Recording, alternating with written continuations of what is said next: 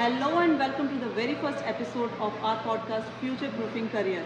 And it is especially designed for the IT professionals and other working professionals to get updated with the latest trends in the job market. My name is Shweta Gupta. I am a career coach and I am having more than 14 years of experience into IT industry. And I have a very special guest today with me, Sahaj Bana, and I will let him introduce himself. So my name is Sahaj Bana. I'm a former Big Four recruiter. I used to recruit for the likes of EY, PwC, KT. So that's how I basically learned how to do recruitment and how does the job search really work. And now I try to help other people getting their dream jobs. Thank you so much, Sahaj. And thank you so much for making time today. Happy to do that. Thank you. So I'm really excited to learn a lot of things from you today.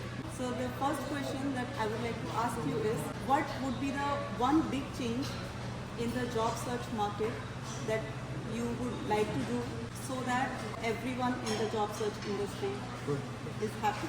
Right. So one, there are too many. I can list a lot, but if I have to give one, I will start with the notice period. The 90 days notice period is literally turning into something very toxic.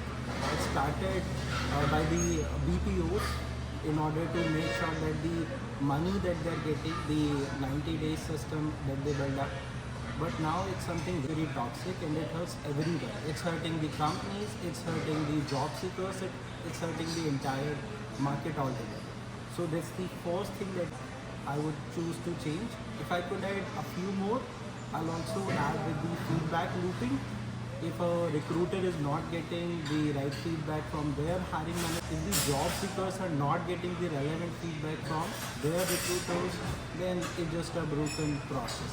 That's something that I would also like to change. So those are the two main things. For me, the priority will be the 90. Thank you. That would be really helpful. So what do you think in the job search basically? In the job search. So the job search is moving towards the personal branding space. Even for the companies, as much as for the job seekers, it's also a very important phase for the companies as well. They want to try and make sure that they have a personal brand that could attract the job seekers, and at the same time, the job seekers have good enough personal brand, especially through content creations on, let's say, LinkedIn or any other really good social media platform, where they don't have to look for opportunities and the recruiters or the hiring managers or what we call headhunters are reaching out to them rather than they asking for it. So that's a big change that we are seeing in the market right now. Other than that, the entire market is shifting more and more towards the screening processes through the ATS systems rather than the manual ones. So although it's been a slow change, but right now it's almost there at the saturation point, and it does not matter if you're applying for an opportunity, if you are going through a referral, like at least 99% of the chances you will go through, or your resume will go through a recruitment ATS system. So those are the big changes that I could see right now. So what do you think, is it a positive change using the ATS? Or maybe if you can give a little bit overview about how does ATS work, and then is it positive or negative? So positive, I will definitely say it's a very positive step. The biases in the hiring market were really prevalent. Now we are seeing a big shift towards it. It's definitely a positive thing. So if you talk about how the ATS, so let's say I'm a recruiter or I'm a sourcing specialist, what I'll do is I'll put in a job description, I'll add all the keywords, key skill required to do the job, and then I will just post that opportunity.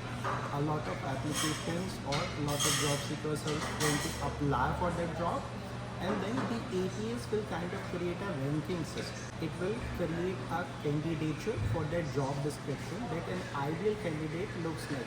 And then that ideal candidature will pass through each and every application or the resumes that we have. And then how perfect they are matching towards that ideal candidature, it will create a listing of the same in a way. So if you are at the top ranking, you get the interview call. If you're not at the top ranking, you struggle to get even one single interview call.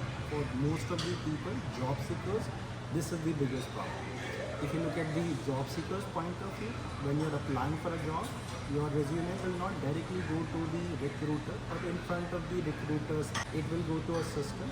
That system, on basis of the keyword and keys repetition of those key skill and keywords, will try to figure out where to put you along maybe 1,000 applications or 10,000 applications, especially in India. So you want to try and make sure you have the right keyword and relevant key skills that are mentioned, that are highlighted in the job description as well as in your resume. You do that right, you get there. So that's how it works. And in short, it is definitely a part. Okay, so would you like to mention few tools that a person can use readily for building an ATS friendly resume? Alright, okay. So even before we get to the tools to create ATS friendly resume, I'll talk about this ATS friendly part. What does it truly mean? ATS friendly means the word, the text that are there in your resume, they will be readable by that board. That's it. Okay, you could have a 100% ATS friendly resume and still get 0 interview. ATS friendly and ATS ranking are two separate things. The entire industry is highly obsessed with the ATS friendly part of the process, the formatting rather than the ranking. Honestly, you want to go for a normal black and white piece of paper as a resume format. You could use MS Word, you could use Google Doc. They are the most, what do we call, the most, like, you could say trusted ones. Trusted, I'll put it like that. But still, in majority of the cases, if you're building your resume, those text on the relevant black and white piece of paper, incredibly high chances it will be readable by the ATS. That's one. The second and important part is the headlines that you're using. Some people to maybe sound cool, they use words like, let's say, career accolades or something rather than work experience. Very weird name or headline for education or experience is not a runway model. It doesn't have to be visually appealing. It just have to prove you can do the job that that is reflected in the resume. You're going to get the interview.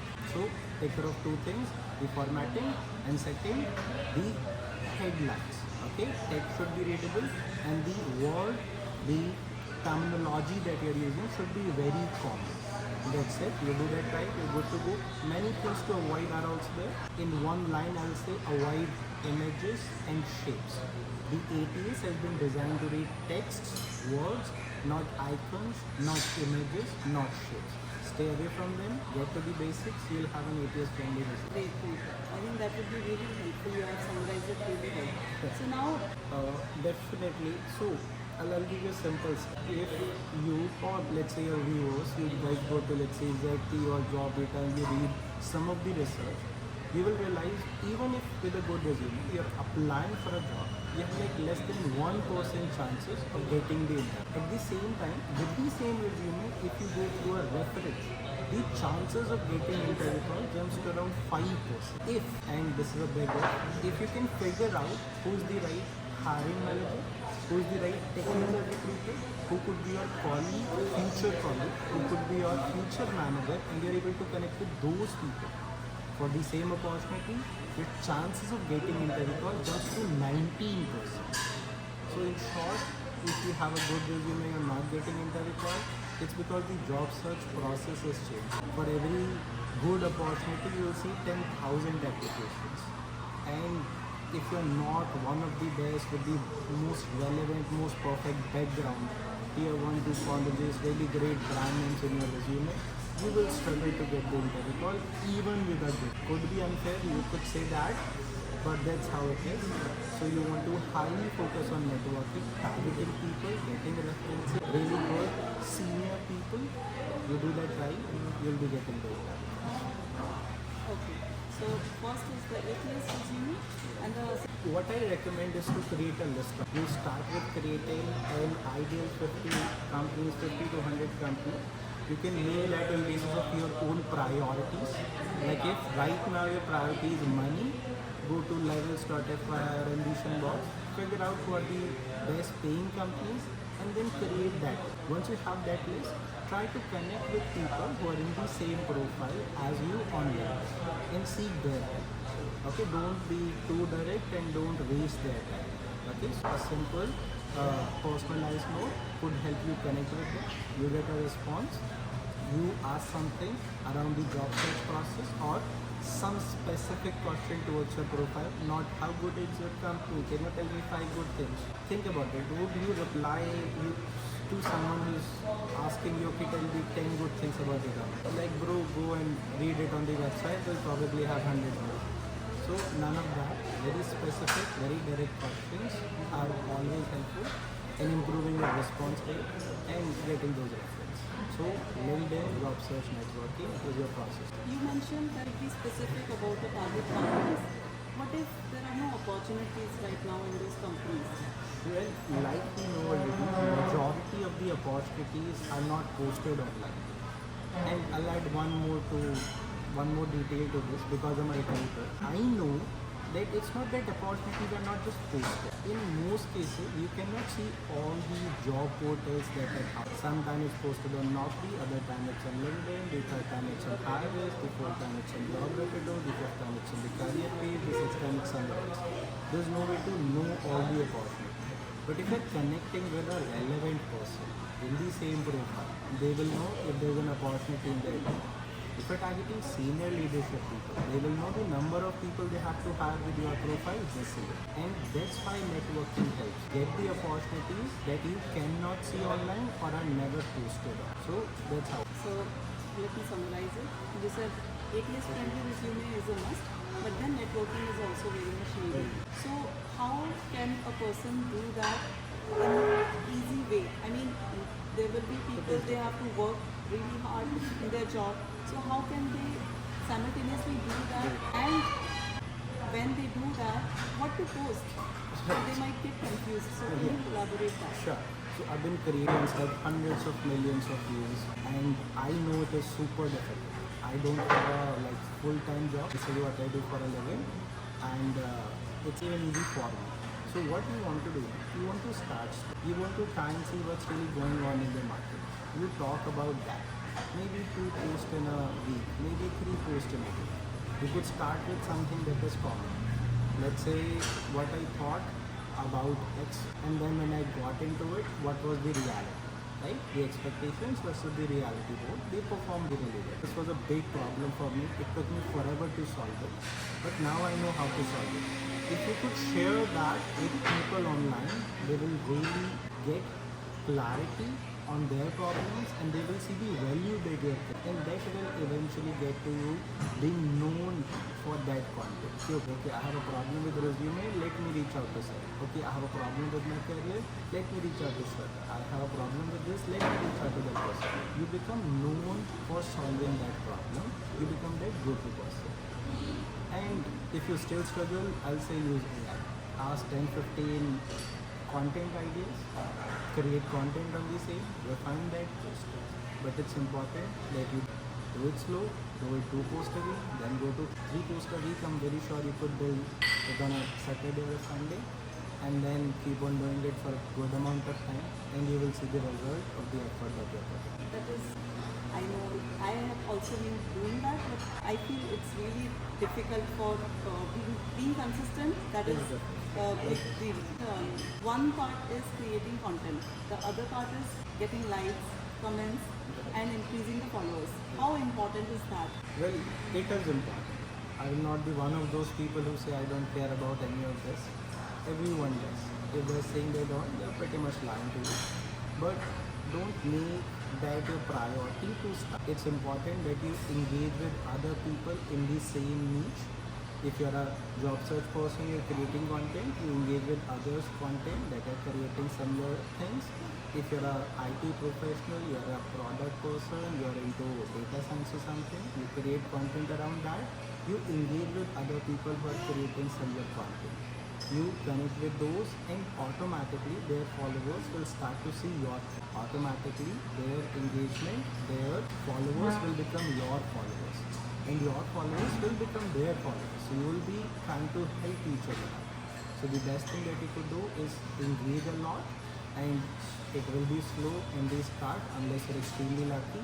But once you get that, what we call the snowball effect, then later on it will be like And I see that you have around 2.4 lakh followers on LinkedIn. What's the secret behind that? what's the secret? I'll say 6 years of hard work is the secret. But the secret that I used was pretty easy. That was create value every day.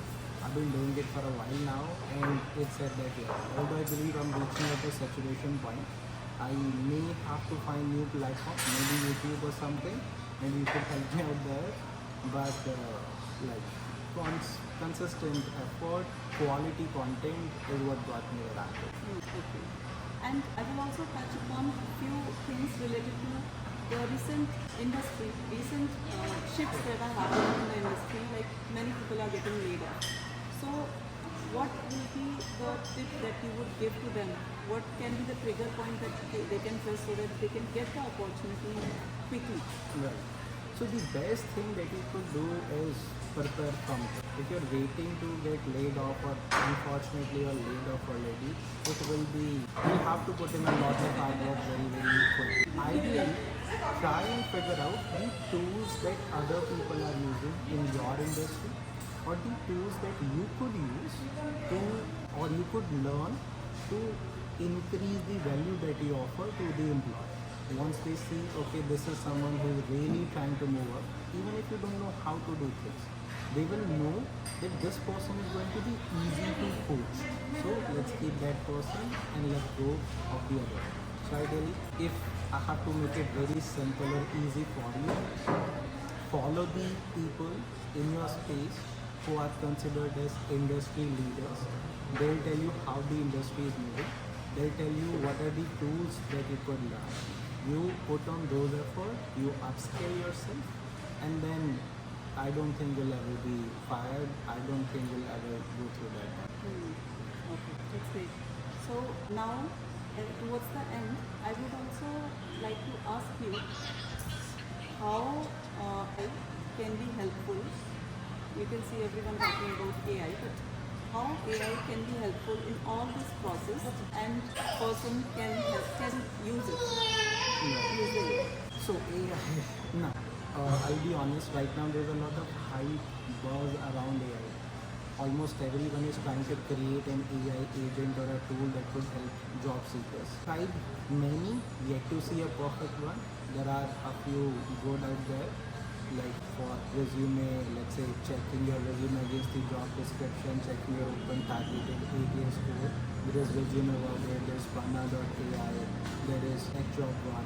So there are good platforms there, but I know what I'm saying and I'll say it yourself rather than focused on any AI. There are too many promises, some of them very high paying promises and very, that I'll just say they're slow on delivery. So we are yet to see a good one. Whenever I see, I'll create a post about it and you also will let you know if you get a good AI agent for the Got it.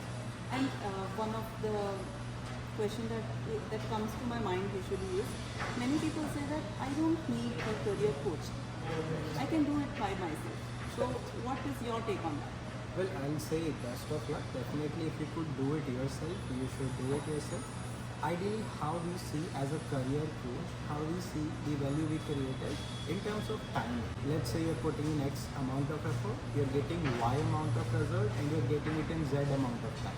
If you could reduce that to, let's say, your effort by 50%, 60%, if there's a good career coach, they could definitely reduce it by 50-60%. They could improve the result that you're getting by at least 50-60%. In simple terms, getting 30%, 40% more salary hike and 1% of your time. You put that all together, the amount you invest to the career coach will get at least 4-5 times, if not more. So, but if you're looking for exceptional result or your short-term time, definitely consider seeking an expert. Yeah. So that is it was a very great conversation that we have had.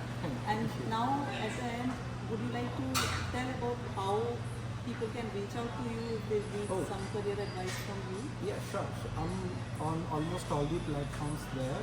mainly on LinkedIn and Insta. I also I didn't Google me. It's my name only, Sahaj Bana. You do that, you will get to my website. You'll get to the services that I offer, how I truly help the job seekers, what I've achieved so far in a few years of my career. So best way to reach out to me is through LinkedIn, and if you want to text me, it's through Insta. Great. Thank you so much, Sahaj. It was really nice talking to you. Thank you for the opportunity to be here. It means a lot.